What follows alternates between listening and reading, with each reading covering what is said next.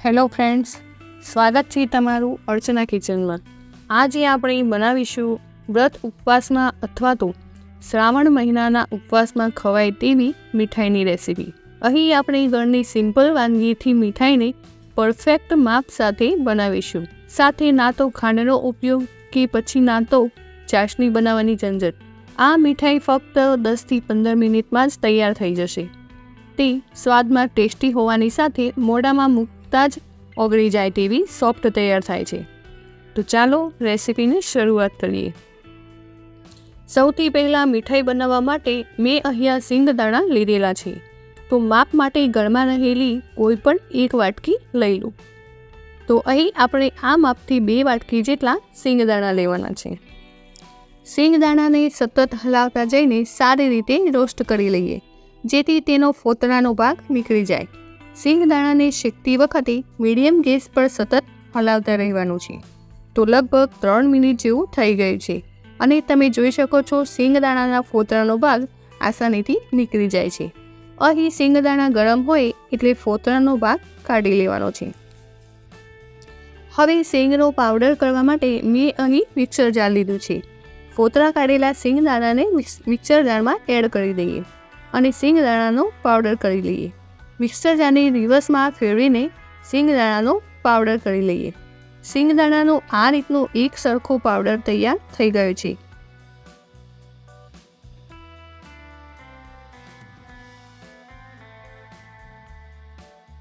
હવે ગ્રાઇન્ડ કરેલા સિંગદાણા પાવડરને મિક્સિંગ બાઉલમાં એડ કરી દઈએ। હવે મેં અહીં જે વાટકીથી સિંગ લીધેલી હતી તે વાટકીના માપથી 1 વાટકી જેટલું સૂકા કોપરાનું છીણ લીધેલું છે। હવે તે જ વાટકીના માપથી અડધી વાટકી જેટલો મિલ્ક પાવડર લીધેલો છે। બજારમાં આ રીતે 10 રૂપિયાના પેકેટમાં મિલ્ક પાવડર મળી જાય છે અને હવે ચમચીની મદદથી બધી જ વસ્તુને એકદમ સારી રીતે મિક્સ કરી લઈએ। તો તમે જોઈ શકો છો બધી જ વસ્તુ મિક્સ થઈને આપણું મીઠાઈનું મિશ્રણ તૈયાર થઈ ગયું છે। હવે મીઠાઈને બનાવવા માટે મેં અહીંયા અડધી વાટકી જેટલું ઘી લીધેલું છે। તેની સાથે મેં અહીં વાટકીના માપથી ગોળ લીધો છે। તો 2 વાટકી જેટલો ગોળ પેનમાં એડ કરી દઈએ। અહીં આપણે 2 વાટકી સિંગદાણા સામે 2 વાટકી જેટલો ગોળ લેવાનો છે। હવે ગોળને થોડી વાર માટે હલાવીને સારી રીતે ઓગાળી લઈએ।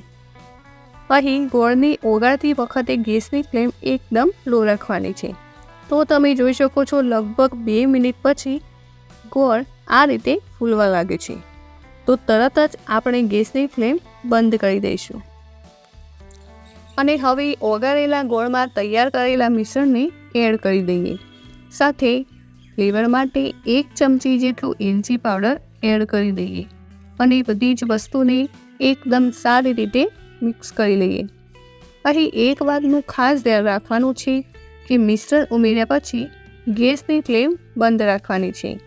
જો આપણે ગેસની ફ્લેમ ચાલુ રાખીને વધુ પડતું કૂક કરી દઈશું તો ગોળને લીધે આપણી મીઠાઈ કડક થઈ જશે।